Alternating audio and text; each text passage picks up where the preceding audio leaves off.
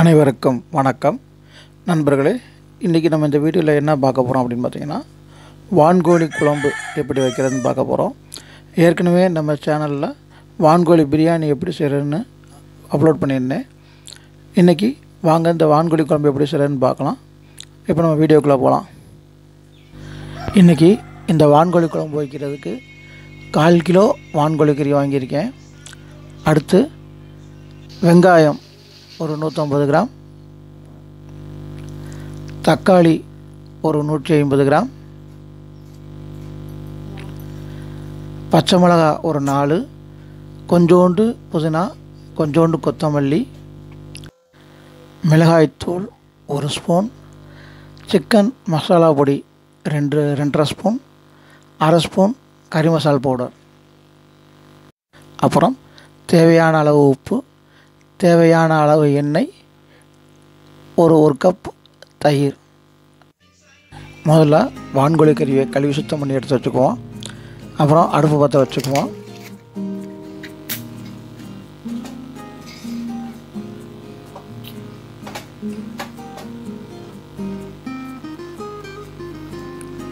அடுத்து குக்கர் அடுப்பில் ஏற்றி கறியை குக்கரில் போட்டு தேவையான அளவு தண்ணி விட்டு ஒரு 10-15 விசில் வர வரைக்கும் நல்லா வேக விட்டு எடுத்துக்குவோம்.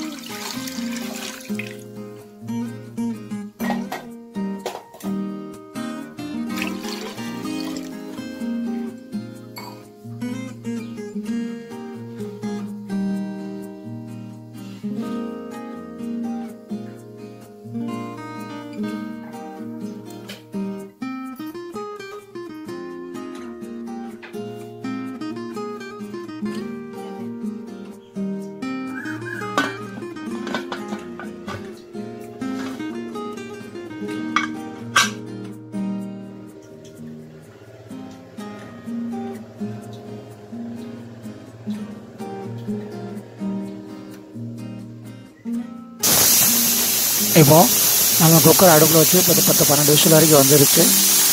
போதும், கறி நேரம் வெந்திருக்கும். இனி இந்த குக்கர் எடுத்து தனியாக ஒரு இடத்துல வச்சு தம் போகிற வரைக்கும் தனியாக வச்சுருவோம். அடுத்து இன்னொரு பாத்திரத்தை அடுப்பில் ஏற்றிக்குவோம். அதில் தேவையான அளவு எண்ணெயை ஊற்றிக்கலாம். எண்ணெய் காஞ்சதும் சோம்பை போட்டு தாளித்து விட்ருவோம். எண்ணெய் நல்லா காஞ்சிருச்சு. இப்போ சோம்பு போட்டு தாளிச்சிடலாம்.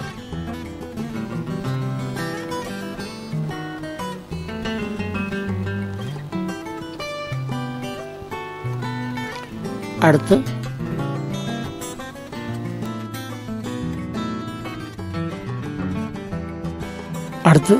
வெங்காயத்தை போட்டு வதக்கலாம்.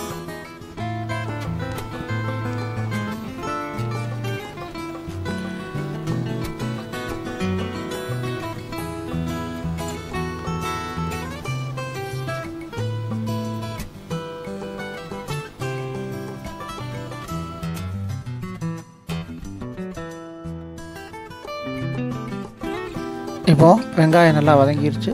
அடுத்து புதினா சேர்த்துக்கலாம். புதினா சேர்த்து நல்லா கொஞ்சம் வதக்கி விட்டுருவோம்.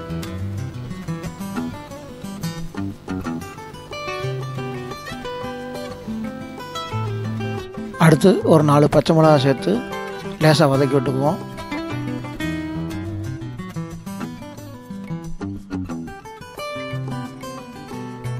அடுத்து இஞ்சி பூண்டு சேர்த்து வதக்கிக்கலாம்.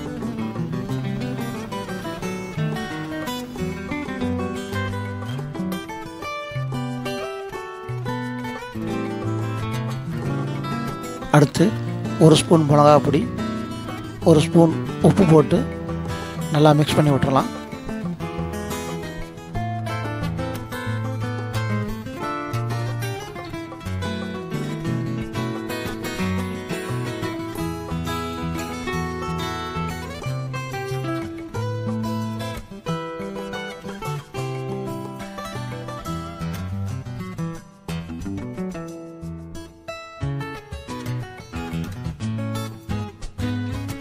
இனி தக்காளியை போட்டு நல்லா வதக்கிக்கலாம். தக்காளியை போட்ட பிறகு அடுப்பை நல்லா ஹை ஃப்ளேமில் வச்சு தக்காளியோட பச்சை வாடை போகிற வரைக்கும் நல்லா வதக்கி விட்டுருவோம்.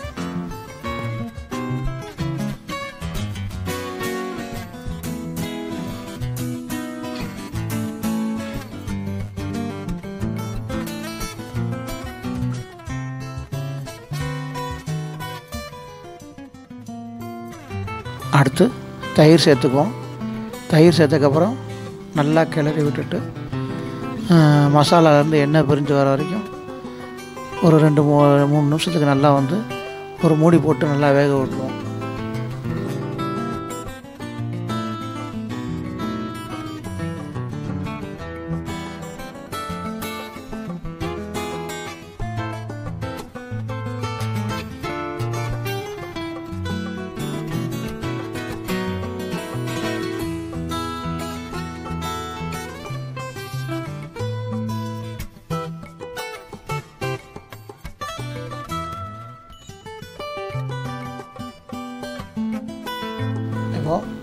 தக்காளி நல்லா வதங்கிடுச்சு. மசாலாவிலேருந்து எண்ணெய் நல்லா பிரிஞ்சு வருது. இந்த ஸ்டேஜில் நம்ம ஏற்கனவே வேக வச்சுருக்க வான்கோழி கறியை இதில் சேர்த்து மிக்ஸ் பண்ணிடலாம். இப்போ கறியை மசாலாவில் சேர்த்தாச்சு. இனி ரெண்டையும் நல்லா மிக்ஸ் பண்ணி விட்டுறலாம்.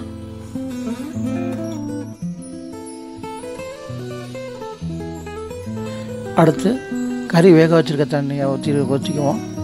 ஊற்றிட்டு அடுத்து குழம்புக்கு தேவையான தண்ணி அதையும் மிக்ஸ் பண்ணி நல்லா ஒரு கொதி வர வரைக்கும் கொதிக்க விடுவோம்.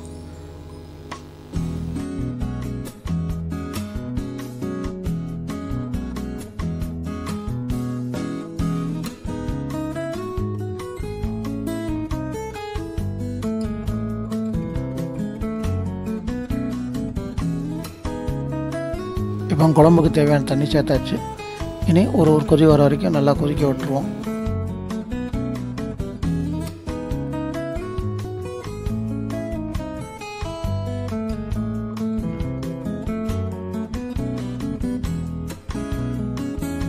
இப்போ நல்லா கொதிச்சு வந்துருச்சு. இந்த ஸ்டேஜில் சிக்கன் மசாலா பொடியும் கறி மசாலா பவுடரையும் சேர்த்து சிம்மில் ஒரு 15 நிமிஷம் நல்லா கொதிக்க விட்டுட்டோம்னா நமக்கு சூப்பரான வான்கோழி குழம்பு ரெடி ஆகிடும்.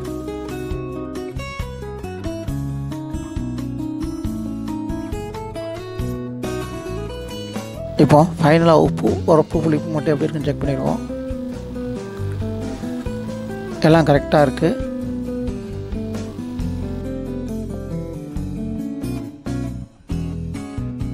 இப்போ 15 நிமிஷம் சிம்மில் கொதிச்சதுக்கப்புறம் நமக்கு சூப்பரான வான்கோழி குழம்பு ரெடி ஆயிடுச்சு.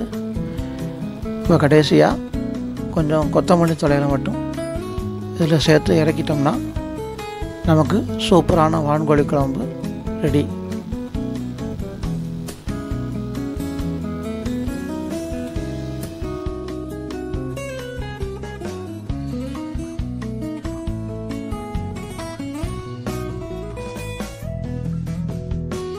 இப்போ அடுப்பு அமர்த்திக்கலாம்.